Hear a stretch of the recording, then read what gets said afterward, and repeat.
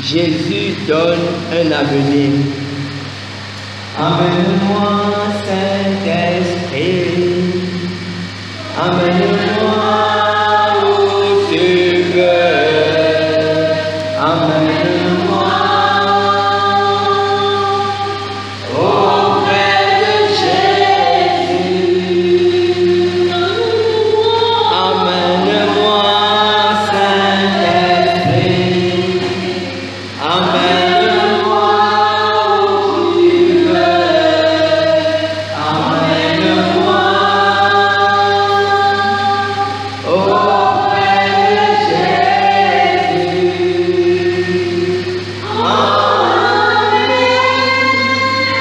Amène-moi dans les lieux très hauts. Fais-moi monter dans les lieux très saints. Mène-moi. Seigneur de grâce, tendre Père, Roi du ciel et de la terre, Seigneur des armées, nous nous tenons devant toi ce matin. Nous nous prosternons à tes pieds ce matin. Nous déposons nos vies à tes pieds ce matin. Nous voici réunis en ton nom. Tu as dit là où deux ou trois sont en mon nom, moi je suis au milieu d'eux. Nous te supplions ce matin, Seigneur éternel.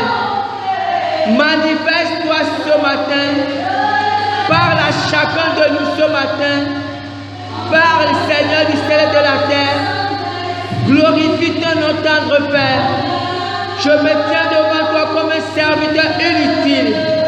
Oui, Seigneur éternel. Parle à ton peuple. À toi la gloire et l'honneur. Au nom puissant de Jésus. Amen. Amen. Donc je disais que le thème c'est Jésus donne un avenir. Nous prenons notre texte de base dans Jérémie 29, verset 11. Texte de base, Jérémie 29, verset 11. Car je connais les projets que j'ai formés sur vous, dit l'Éternel.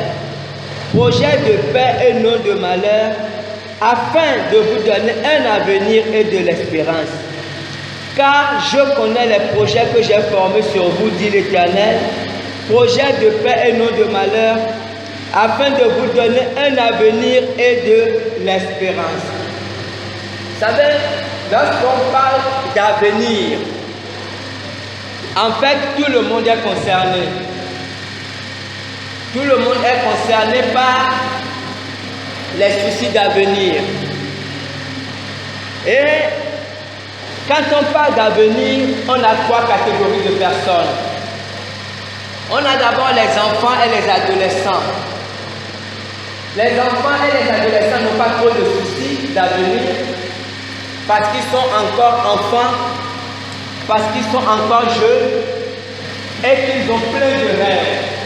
Ils font beaucoup de rêves et ils pensent, ils espèrent accomplir ces rêves. Donc les enfants, il n'y a pas trop de soucis lorsqu'on parle d'avenir. Après les enfants, il y a les adultes qui pensent avoir réussi. Je dis qu'ils pensent avoir réussi, ou on peut dire que les adultes ont réussi. Ça veut dire que les gens qui ont une bonne situation sociale, familiale, ces gens qui ont une bonne situation, c'est vrai que ces gens espèrent peut-être avoir mieux, mais elles se battent surtout pour conserver ce qu'elles ont déjà. Certains sont prêts à faire tout pour conserver ce qu'ils ont déjà. Et on a la dernière catégorie, ce sont les gens qui pensent avoir raté leur vie, ou les gens qui ont raté leur vie selon le monde. Ces gens sont dans une situation difficile. Il y en a qui sont aigris, il y en a même des fois qui sont méchants, qui en veulent à tout le monde parce qu'ils ont raté leur vie ou parce que, comme on dit vulgairement, ils pensent être venus sur la terre pour accompagner les autres. Donc, nous avons cette situation, cette catégorie de personnes. Mais vous voyez que dans mon texte, je disais qu'il y a les adultes qui pensent avoir réussi et il y a d'autres qui pensent avoir raté leur vie. Parce qu'en réalité, en termes d'avenir, on ne peut jamais être sûr. L'avenir est quelque chose qui échappe à tout le monde. L'avenir est quelque chose qu'on ne peut pas prévoir. En ce moment, l'actualité nous fait beaucoup parler de la Chine avec le coronavirus, cette maladie qui est en train de tuer beaucoup de Chinois, beaucoup de personnes. Il y a quelques mois seulement, la Chine, qui a une très grande puissance, ne pouvait pas imaginer qu'il y aura cette maladie. Vous voyez, parce que personne ne peut imaginer ce qui peut venir demain. Et c'est ça la force de l'avenir. Et lisons un texte dans la Bible. Dans la Bible, Jésus nous parle d'un homme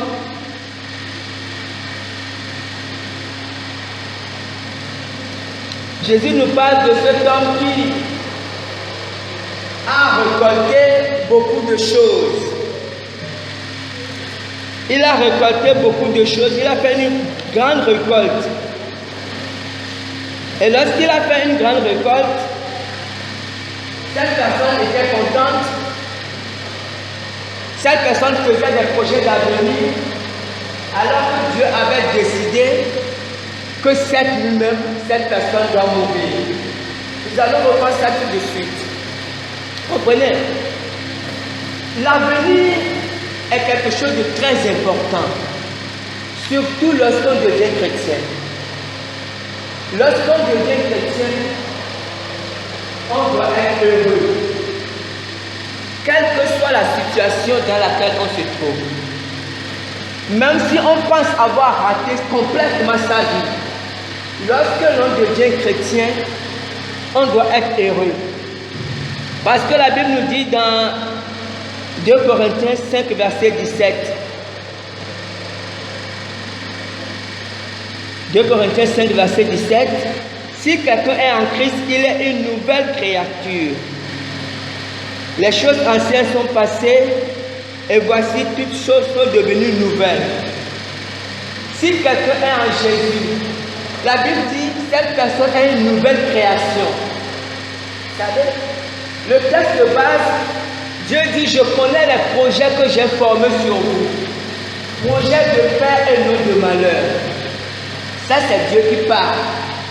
Mais il se trouve que cette parole de Dieu ne concerne pas tout le monde. Cette parole de Dieu concerne seulement certaines personnes.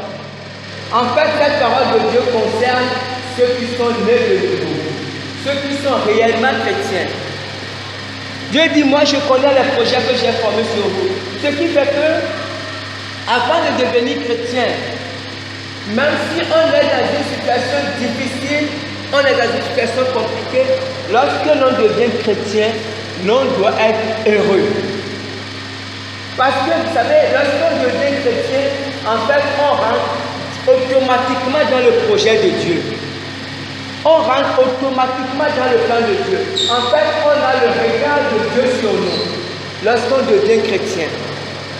Amen.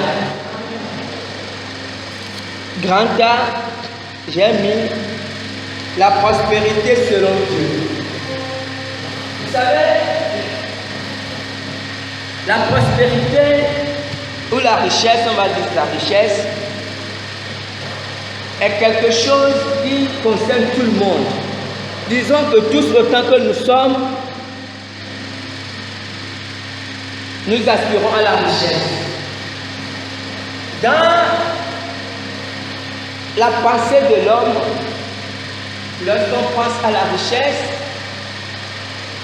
on pense avoir beaucoup d'argent, être à l'abri du besoin, comme diraient certains. Mais vous savez, dans la pensée de Dieu, la prospérité va plus loin. Dans la pensée de la prospérité, ce n'est pas forcément ou seulement le fait d'avoir beaucoup d'argent. Parce qu'on peut avoir beaucoup d'argent et avoir beaucoup de soucis. On peut avoir beaucoup d'argent et ne pas dormir la nuit. On peut avoir beaucoup d'argent et ne pas en jouir parce qu'on est malade ou parce qu'il y a beaucoup de choses. La prospérité, c'est un ensemble de choses que Dieu nous donne. La prospérité déjà inclut la santé. Il faut que nous soyons en bonne santé. La prospérité, il faut que nous soyons en paix. Il ne faut pas que nous soyons tourmentés.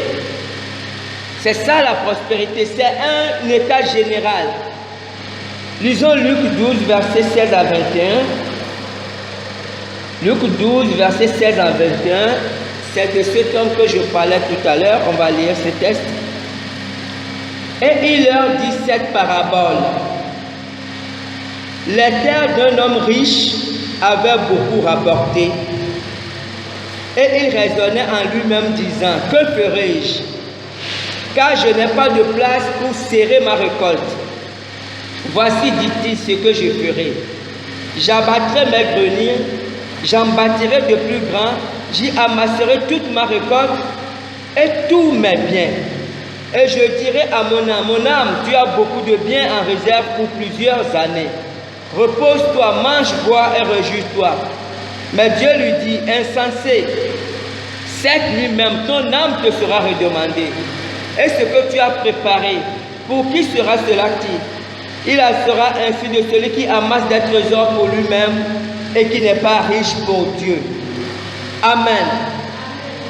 Jésus dit ensuite, je lis jusqu'au continue. Jésus dit ensuite à ses disciples, c'est pourquoi je vous dis, ne vous inquiétez pas pour votre vie, de ce que vous mangerez, ni pour votre corps de quoi vous serez vêtus.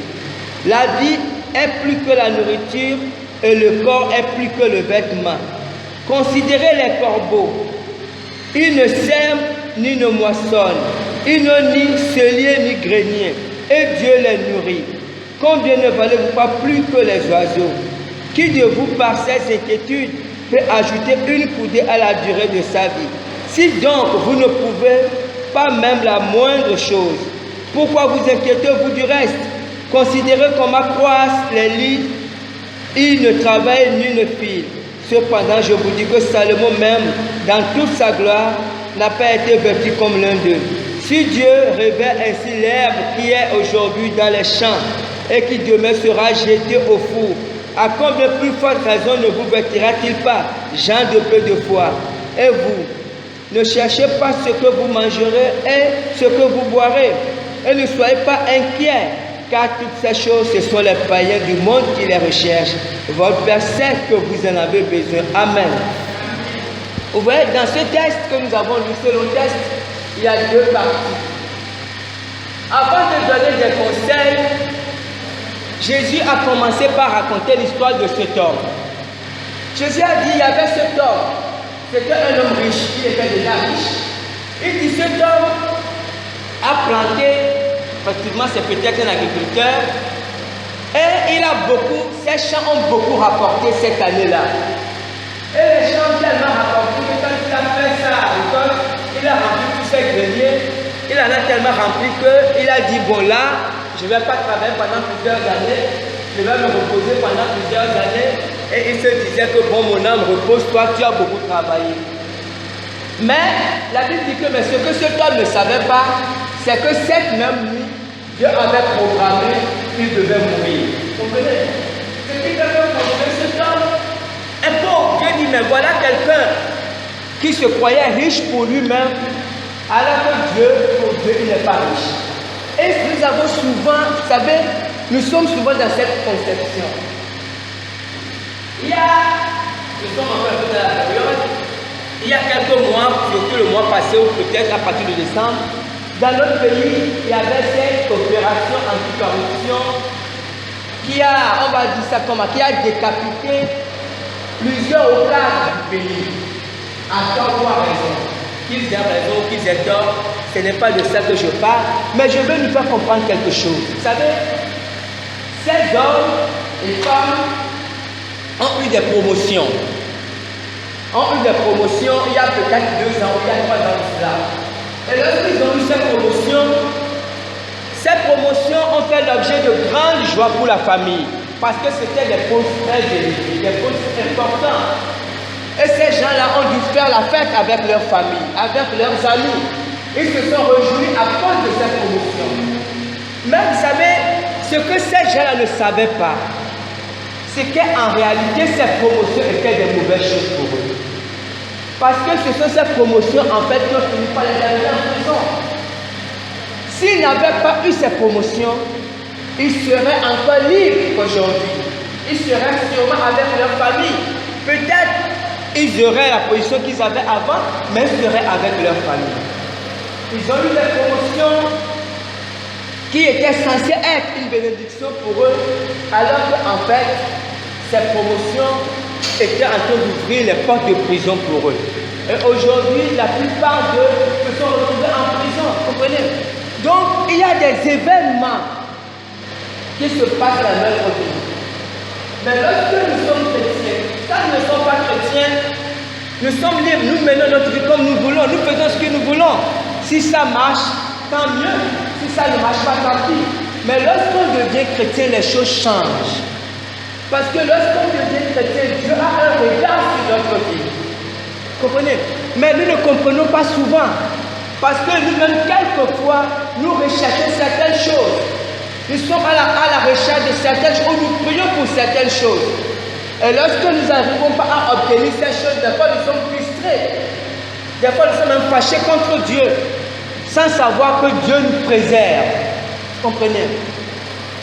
Des fois Dieu nous protège. Des fois Dieu nous préserve.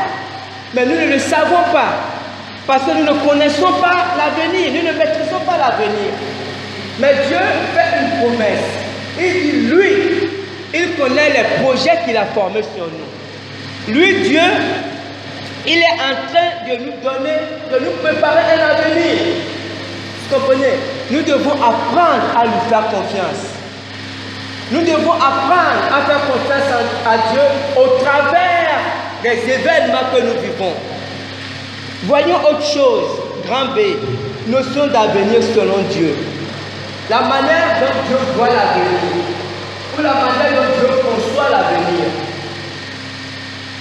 Lorsque nous concevons notre avenir, plus autant que nous sommes, nous souhaitons, nous désirons être des hommes, on va dire quoi, riches, célèbres, des hommes mariés, je ne sais pas si ce sont des hommes, à la plus belle femme, les femmes mariées, au plus beau mari. Nous voulons beaucoup de bonnes choses. Et ce n'est pas mauvais. Cette conception d'avenir n'est pas mauvaise en soi. Nous avons le droit d'aspirer à certaines choses. Nous avons le droit d'aspirer aux bonnes choses, si je peux parler ainsi. Mais vous savez, lorsque Dieu conçoit l'avenir, il y a quelque chose qui est très important pour Dieu, c'est le bonheur d'autrui. Je vais mieux nous expliquer ça. Lisons un texte pour comprendre. Lisons Genèse 12, versets 1 à 2. L'Éternel dit à Abraham, va-t'en de ton pays, de ta patrie et de la maison de ton père dans le pays que je te montrerai. Je ferai de toi une grande nation et je te bénirai. Je rendrai ton nom grand et tu seras une source de bénédiction. Amen. Et tu seras une source de bénédiction.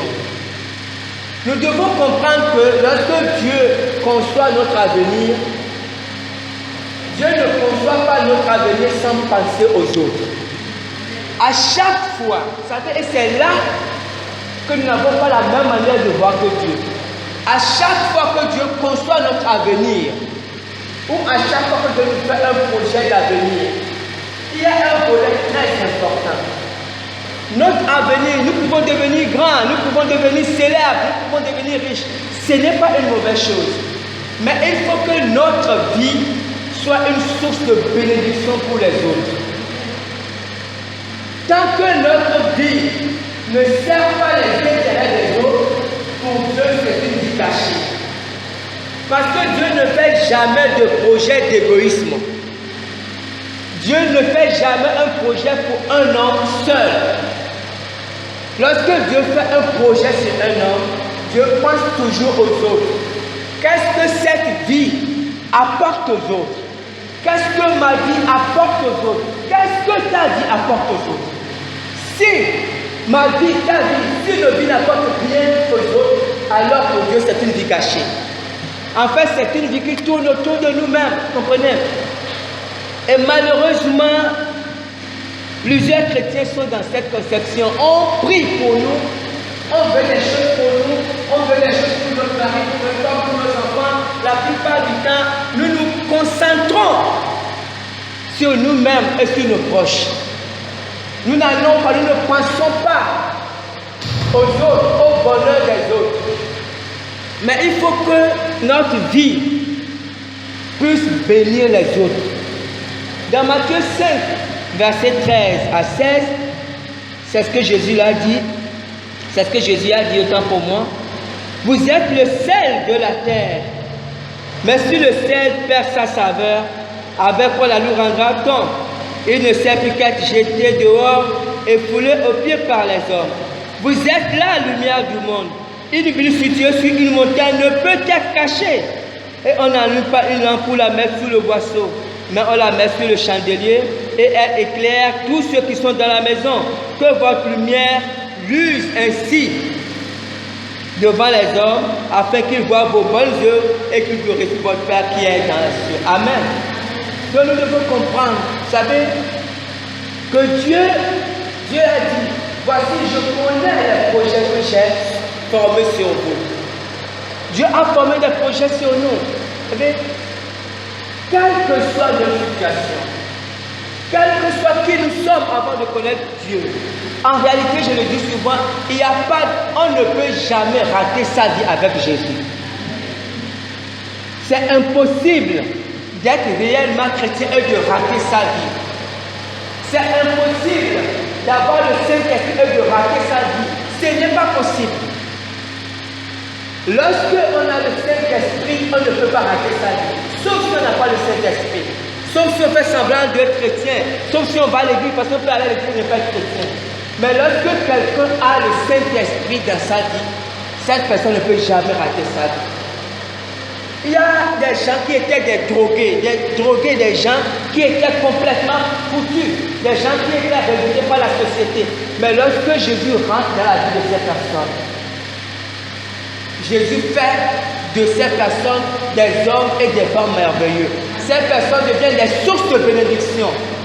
Ces personnes se marient, fondent des familles et bénissent les autres par leur vie. C'est très important de comprendre ça. On ne peut pas être chrétien et rater sa vie. Lorsqu'on est à Christ, donc c'est qu'il y a un problème. Donc c'est qu'on n'a pas reçu Jésus. Ou si on a reçu Jésus, on ne fait pas ce que Jésus veut. Prenons quelques exemples, grand C. Prenons quelques exemples dans la Bible. Nous allons voir dans la Bible certaines personnes, certains hommes de Dieu, certaines personnes appelées par Dieu qui ont échoué et d'autres personnes appelées par Dieu qui ont réussi. Et nous allons tirer des leçons de ces vies et nous allons terminer avec cette partie. Exemple. Le premier exemple, c'est Samson. Samson était un homme extraordinaire. Samson était extraordinaire parce qu'il a été conçu. Depuis le ventre de sa mère, il avait déjà le Saint-Esprit. C'est un peu comme Jean-Baptiste. Lisons Juges 13, versets 1 à 5. Les enfants d'Israël firent encore ce qui déplaît à l'Éternel. Et l'Éternel les livra entre les mains des Philistins pendant 40 ans. Il y avait un homme de Soréa de la famille des Danites et qui s'appelait Manoach. Sa femme était stérile et n'enfantait pas. Un ange de l'Éternel apparut à la femme et lui dit, voici, tu es stérile et tu n'as point d'enfant. Tu deviendras enceinte et tu enfanteras un fils. Maintenant, prends bien garde.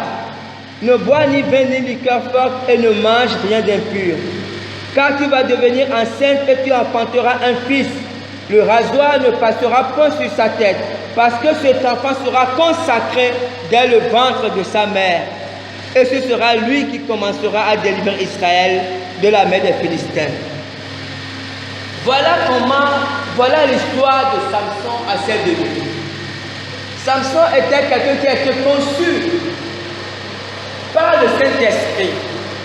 Un enfant qui était rempli d'onction depuis le ventre de sa mère. Et lorsque Samson est venu au monde, il avait une force extraordinaire. Il était l'homme le plus fort à son temps. Mais il y avait un problème dans la vie de Samson. Samson aimait faire comme bon lui semblait. En fait, Samson aimait marcher selon les désirs de son cœur. Samson n'aimait pas faire la volonté de Dieu. Samson recherchait beaucoup son propre plaisir, enfin sa propre satisfaction. À tout ce qui pouvait lui faire plaisir, Samson allait vers ces choses-là, au détriment des conseils de ses parents. Et un jour, nous allons juste lire une portion dans Juge 16, versets 15 à 21. Nous allons lire cette partie. Elle lui dit: comment peux-tu dire je t'aime puisque ton cœur n'est pas avec moi? Voilà 3 fois que tu t'es joué de moi et tu ne m'as pas déclaré d'où vient ta grande force.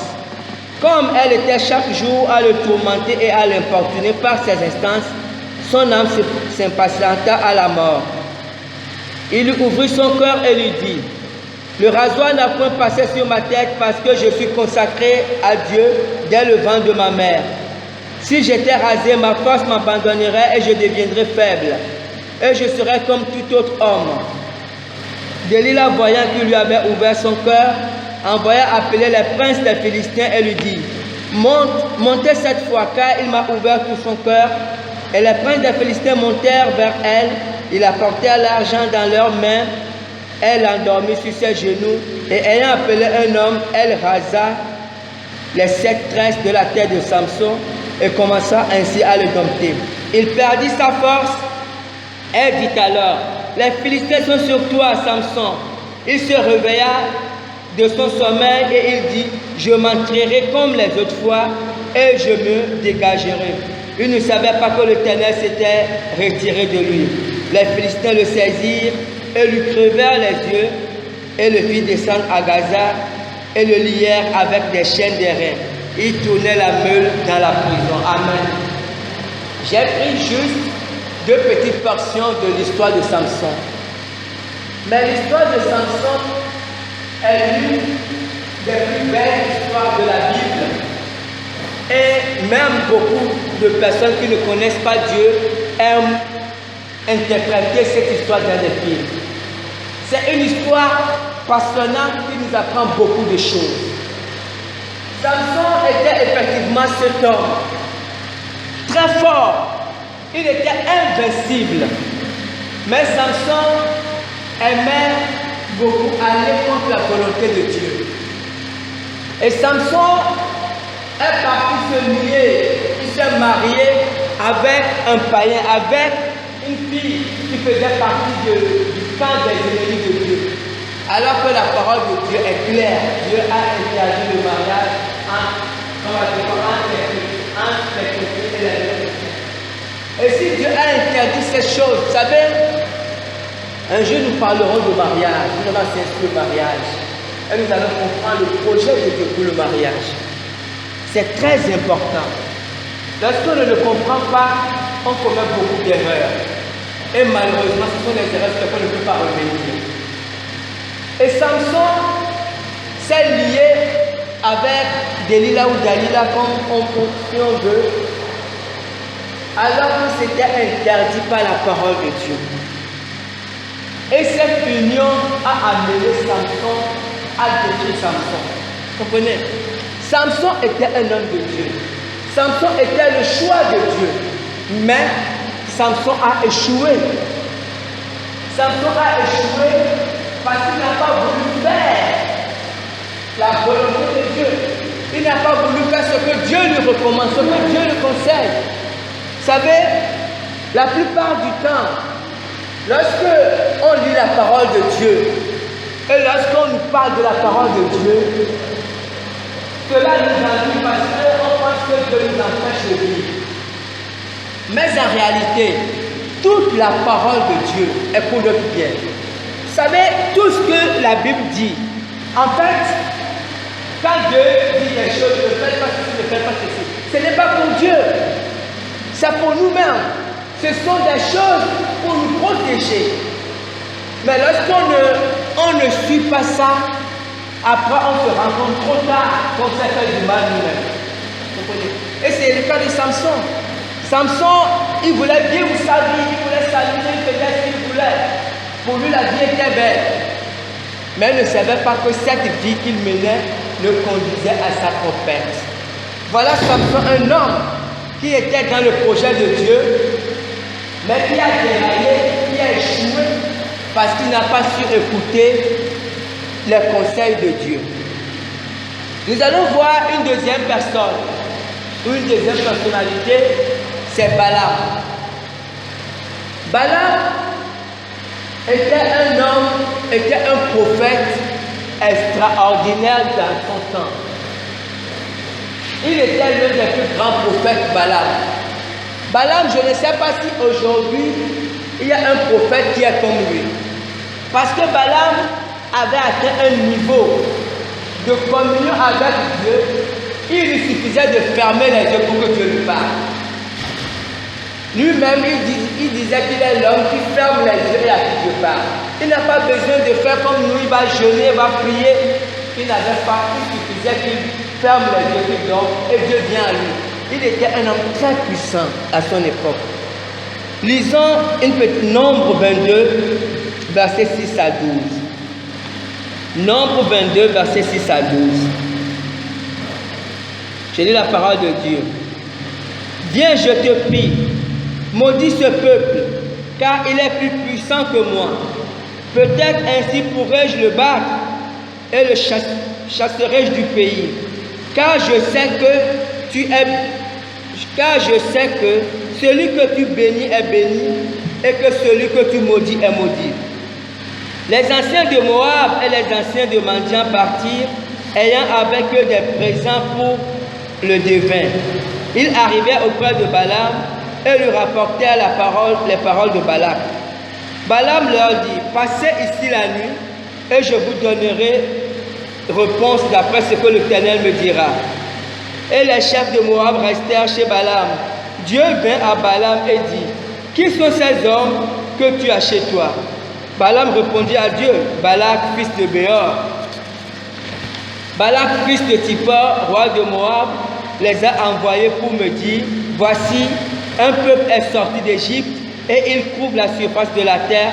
Viens donc, maudis-le, peut-être ainsi pourrais-je le combattre et le chasserai-je. Dieu dit à Balaam, tu n'iras point avec eux et tu ne maudiras point ce peuple, car il est béni. Amen. Ici, qu'est-ce qui se passe? Je vais nous expliquer ce qui se passe. Balaam était un prophète de Dieu. C'était un prophète très puissant à son époque. Et tous les rois alentour le connaissaient. Ils savaient que celui que lui il bénit est béni et celui qu'il maudit est maudit. Donc Balaam était très puissant. Et Balaam, sa puissance lui venait de Dieu. Parce que Dieu communiquait avec lui tout le temps. Dieu venait lui parler la nuit, dès qu'il y a une situation.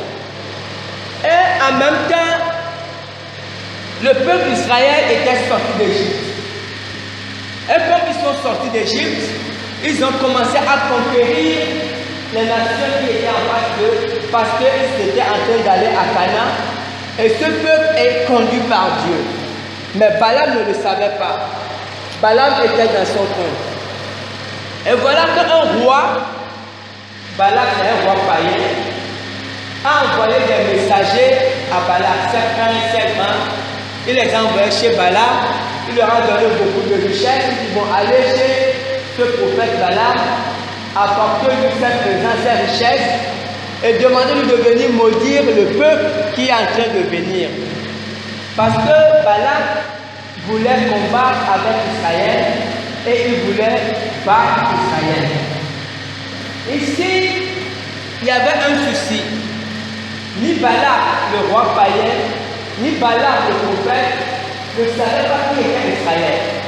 Vous savez, et c'est là le grand problème, même des fois avec les chrétiens.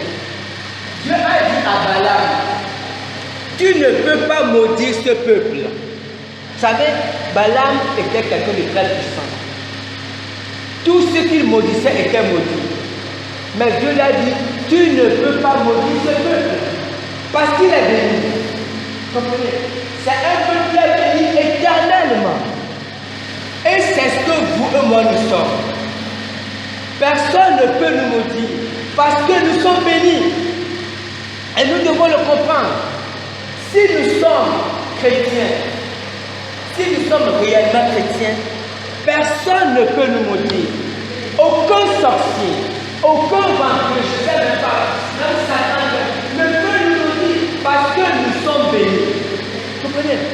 Et nous devons comprendre ça. Quand on est chrétien, on est béni. Les sorciers, les vampireux, ils peuvent faire ce qu'ils veulent. Ils peuvent danser toute la nuit. Ils peuvent tuer tout le monde dans le quartier. Mais ils ne peuvent pas nous toucher parce que nous sommes un peuple béni. Et c'est ce que Dieu a dit à Balaam. Dieu a dit à Balaam, mais tu ne peux pas maudire ce peuple parce qu'ils sont bénis. Et Balaam était un prophète de Dieu. Mais il avait un souci. Le souci qu'il avait, c'est que les gens qui sont venus le solliciter, les gens qui sont venus vers lui ont amené beaucoup de présents, beaucoup de richesses, argent, or, beaucoup de bonnes choses que nous aimons. Donc il était embêté parce qu'il voulait avoir ces choses-là. Dieu lui a dit non. Ces personnes-là, fais-les repartir chez eux parce que tu ne peux pas maudire ce peuple. Balaam s'est levé le matin, il a dit à ces gens-là que bon, Dieu m'a dit que bon, je ne peux pas maudire ce peuple, donc je suis désolé, je partais chez vous. Après, les gens ont dit ok, nous avons compris, nous allons repartir chez vous. Mais si nous te donnons beaucoup plus d'argent, est-ce que Dieu ne peut pas changer d'avis? Donc, quand ils ont proposé beaucoup plus d'argent à Balaam, il leur a dit bon, restez encore aujourd'hui, je vais encore interroger Dieu. Donc, ce qui se passait ici, c'est que ce prophète Balaam essayait de convaincre Dieu. En fait, il veut faire changer d'avis à Dieu. Vous savez, et souvent nous faisons ça. Parce que nous avons un désir, parce que nous avons un besoin, nous voulons que Dieu change d'avis pour épouser notre avis. Vous comprenez? Nous voulons que Dieu change de décision pour accepter nos décisions. Mais Dieu ne change jamais d'avis. Dieu ne va jamais suivre nos décisions. C'est lui qui est Dieu. Vous comprenez?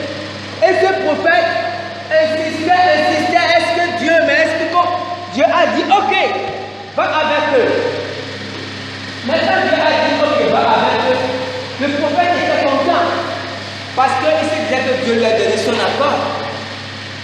Mais ce qu'il ne savait pas, quand vous lisez l'histoire, c'est que Dieu l'avait limité à la mort. Parce que vous savez, lorsque, à cause de notre ambition, nous obligeons Dieu à faire quelque chose, Dieu nous livre à nous-mêmes. Et il était livré à lui-même. Il était content, il a dit aux gens que Dieu m'a dit qu'on peut partir. Allez, il a pris son âme, il est monté sur son âme, il voulait partir avec les gens.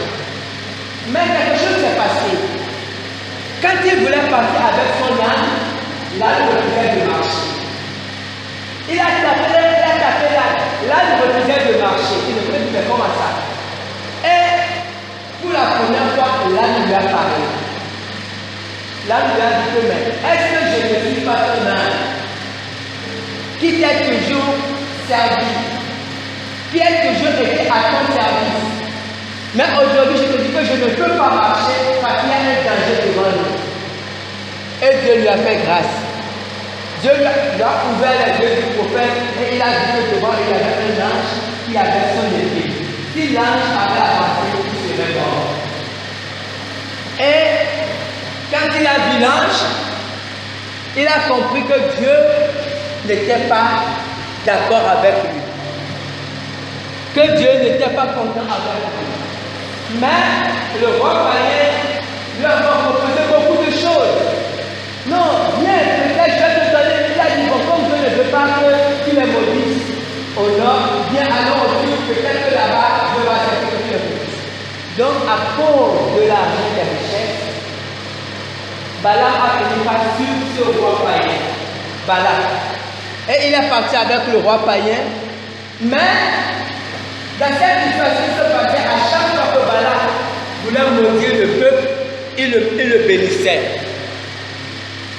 Quand il veut maudire, il bénit. L'autre dit, mais je t'ai dit de maudire, pourquoi tu bénis? Il dit, mais moi je ne peux pas maudire ce que Dieu a béni. Vous comprenez? Et c'est la même chose pour nous. Il y a des chrétiens qui ont peur des sorciers, il y a des chrétiens qui ont peur des gangas. Vous savez, moi je dis, moi j'ai eu la grâce d'être chrétien, j'étais jeune. J'avais 14 ans quand j'étais chrétien. Et j'étais chrétien, c'était à côté. Et d'abord on dit bon, dans ma ruelle, là où j'habitais, chez moi, environ 4 maisons après moi, il y avait un petit chien. Vous comprenez? Moi j'étais naïf, j'étais jeune, j'étais enfant. Mais je me moquais de ce petit chien, j'étais jeune chrétien. Je me moquais de ce parce que j'étais sûr à 15 ans, j'étais sûr qu'il ne pouvait rien me faire. J'étais convaincu. Parce que j'étais chrétien. Vous comprenez? Lui, il était un ganga, mais moi, je me moquais quand je passais à Philadelphie. Je me moquais parce que j'étais sûr que lui, il ne pouvait rien me faire. Et je disais que c'est un gars, ne fait quelque chose. Vous savez, il y a des chrétiens qui ont peur des sorciers. Ce n'est pas possible. Un sorcier ne peut rien faire à un chrétien. S'il est vraiment chrétien. Parce qu'on ne peut pas maudire celui que Dieu a béni. Et nous sommes des hommes et des femmes bénis par Dieu. Vous comprenez? Nous sommes bénis. Vous savez, la bénédiction n'a rien à voir avec le but social. Ce n'est pas parce que nous sommes pauvres, nous sommes riches. Non, ce n'est pas ça la bénédiction. La bénédiction, c'est la main de Dieu qui est sur nous. C'est la main de Dieu. Personne ne peut nous toucher. Jésus, comprenez, Jésus a dit dans Matthieu, il a dit, regardez les oiseaux. Regardez les oiseaux. Il dit même les oiseaux qui n'ont pas d'importance. Un seul oiseau ne tombe sans la volonté de Dieu. À plus forte raison, vous, de quoi avez-vous peur? Il dit même si Dieu prend soin même des oiseaux, mais vous êtes beaucoup plus important que les oiseaux. Donc, n'ayez pas peur. Vous comprenez? Non, on ne peut pas être chrétien avant peur. Sauf si on n'est pas chrétien. Et ici, dans cette histoire, c'est une histoire extraordinaire que je vous conseille à lire. Ça, c'était un prophète puissant. Mais il n'arrivait pas à maudire. Au contraire, quand il venait, il bénissait. Il disait des choses extraordinaires. Et le roi dit, mais pourquoi tu les bénis? Mais il dit, mais si tu ne veux pas les maudire, mais au moins ne les bénis pas. Il dit, mais je ne peux dire que ce que Dieu a mis dans ma bouche. Extraordinaire. Mais le problème de ce prophète, c'est qu'il a fini par partir dans le camp des païens à cause des richesses, à cause de ce qu'on lui a proposé. Et lorsqu'on lit la Bible, quelque chose s'est passé dans Nombre 31, verset 8, que je vais demander à quelqu'un de nous lire. Nombre 31, verset 8, c'est une histoire triste que je vais essayer de lire ici. Nombre 31, verset 8. En fait, il y avait eu une bataille. Si papa Dansou a vu, tu peux lire si tu as vu. Nombre 31, verset 8. Si tu as la voix de ma main, avec tous les autres, c'est-à-dire, regarde, plus, regarde, si le roi de ma main, si tu as aussi avec l'épée, Balaam, fils de Béor. Ils tuèrent aussi avec l'épée Balaam, fils de Béor. C'est une triste histoire. c'était la fin de ce grand prophète, Balaam, fils de Béor. Il a été tué dans un combat, dans une guerre, comme un seul individu. Parce que c'était une bataille entre le camp des enfants de Dieu et les camps païens. Ils ont tué beaucoup de rois et ils ont tué aussi Balaam. Parce que Balaam s'est retrouvé du côté, comprenez? Balaam était un homme de Dieu extraordinaire. Je dis même à notre époque aujourd'hui, il n'y a pas encore un prophète comme lui. Un prophète qui a une vision claire comme lui. Il ne cherchait pas la volonté, il n'avait pas le temps de jeûner. Il suffisait qu'il ferme les yeux. Dieu venait à lui. Mais il a fini. Il a mal terminé. Parce qu'il a été cupide. Parce qu'il a recherché son bonheur personnel. Parce qu'il a recherché son enrichissement personnel. Et cela l'a détruit. Voyons maintenant, à cause du temps, un seul exemple. L'exemple de Joseph. Vous savez, Joseph est ce jeune homme à qui Dieu a parlé à 17 ans. Dieu s'est révélé à Joseph, Joseph avait 17 ans. Il était un jeune homme, on le prend aujourd'hui. Et après, la vie de Joseph a pris une tournure très difficile. Joseph est passé par beaucoup de souffrances. Joseph est passé par beaucoup de preuves. Et tout ce que Joseph vivait, ou tout ce par quoi il passait, était totalement en contradiction avec ce que Dieu lui avait dit. Vous comprenez? Parce qu'à 17 ans, Joseph avait fait 2 rêves. Il avait fait des rêves d'élévation. Et dans ces rêves, il voyait que son père, sa mère et ses frères se prosternaient devant lui. Et Joseph savait que ces rêves venaient de Dieu. Et Joseph, peut-être comme vous et moi, espérait qu'à partir de ces rêves, sa vie devait changer. Puisque nous espérons que nos vies changent. Mais, malheureusement pour Joseph, après ces rêves-là, sa vie est plutôt rentrée dans le chaos. Il a été vendu par ses propres frères. Il s'est retrouvé en Égypte, esclave. Et esclave. Dans cette condition, il essayait quand même d'être correct. Il continuait à marcher droit devant Dieu, ne se plaignait pas. Après un moment, la femme de son patron s'est entichée de lui et lui faisait violence. Et Joseph, qui ne voulait pas pécher contre Dieu, a fui. Cette femme a inventé des choses, il s'est retrouvé en prison. Mais vous savez, lorsque on regarde la vie de Joseph, ou lorsqu'on, à cette époque, si on l'avait vu en prison, on devait dire que voilà une vie totalement cachée. Parce que Joseph était en prison dans un pays étranger. Vous savez, là nous sommes au Gabon. Il y a des prisonniers, beaucoup de prisonniers. Les Gabonais, les Togolais, les Béninois, tout le monde est en prison. Mais honnêtement, les prisonniers étrangers, c'est difficile qu'on pense à eux. Parce que dans les prisons, il y a beaucoup d'affaires. Et quelquefois, il y a certaines personnes qui ont les oublient.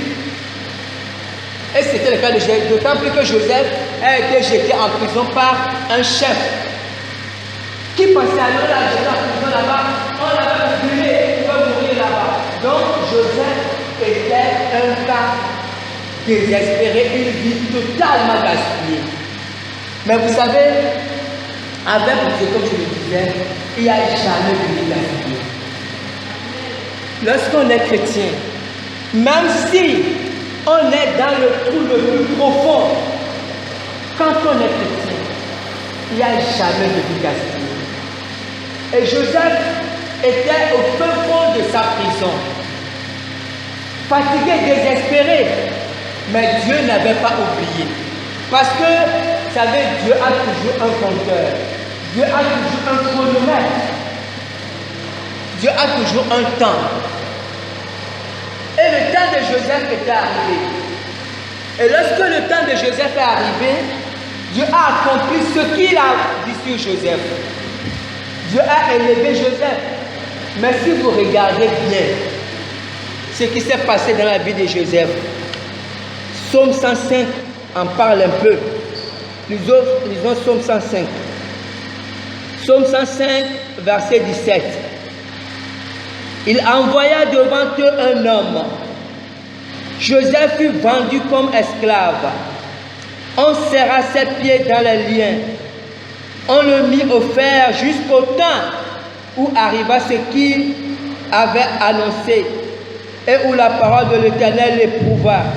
Le roi fit ôter ses liens, le dominateur des peuples le délivra, il établit seigneur sur sa maison et le gouverneur de tous ses biens. Amen. Voici l'histoire de Joseph.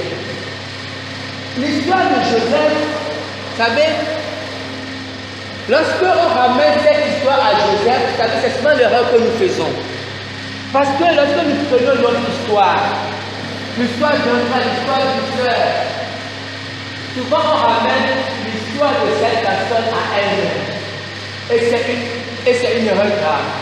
Parce que l'histoire de chaque personne, tout autant que nous sommes, notre histoire se trouve dans un plan global ou dans un projet global. En fait, Dieu définit d'abord un projet global. Et dans ce projet global de Dieu, il y a des destins spécifiques. Vous comprenez? Dieu avait un projet global. Le projet, c'est que le peuple juif devait se retrouver en Égypte. C'était une promesse que Dieu avait faite à Abraham. Et dans ce projet, Dieu avait besoin d'un homme. Et c'est ce que David, le roi David, a reçu par révélation. Parce que David était un prophète. Lui, il en parle avec révélation. Et il dit, Dieu a envoyé devant son peuple un homme. Vous comprenez? Ce qui fait que quand on lit l'histoire de Joseph dans Genèse, on peut se dire que Joseph a été vendu par ses frères parce que c'est ce qui est arrivé. Mais quand on lit l'histoire, la même histoire de Joseph par David, David dit non, c'est Dieu qui a envoyé Joseph en Égypte. Vous voyez que ce n'est pas la même lecture. Vous comprenez? C'est très important de comprendre ça. Il y a des choses qui peuvent vous arriver. Peut-être votre patron, peut-être, je ne sais pas. Quelqu'un peut vous faire quelque chose. Et vous pouvez en vouloir à cette personne parce que vous avez fait quelque chose dans votre chair. Et vous savez qui vous a fait cette chose. Vous comprenez? Ça, c'est une première lecture de la situation. Mais il y a une autre lecture de la situation quand on voit avec les yeux de Dieu. C'est vrai que cette personne vous a fait cette chose. Mais pourquoi? Parce que Joseph, David dit non, il a été envoyé par Dieu et il a été vendu comme esclave. Mais pourquoi Dieu a fait ça? Dieu a fait ça pour le salut d'un grand nombre. Parce que lorsque le peuple est venu en Égypte, lorsque Jacob est venu en Égypte avec les autres enfants, la Bible dit qu'ils étaient 70. Joseph était là pour les accueillir. Si Joseph n'était pas là, le peuple devait mourir de faim.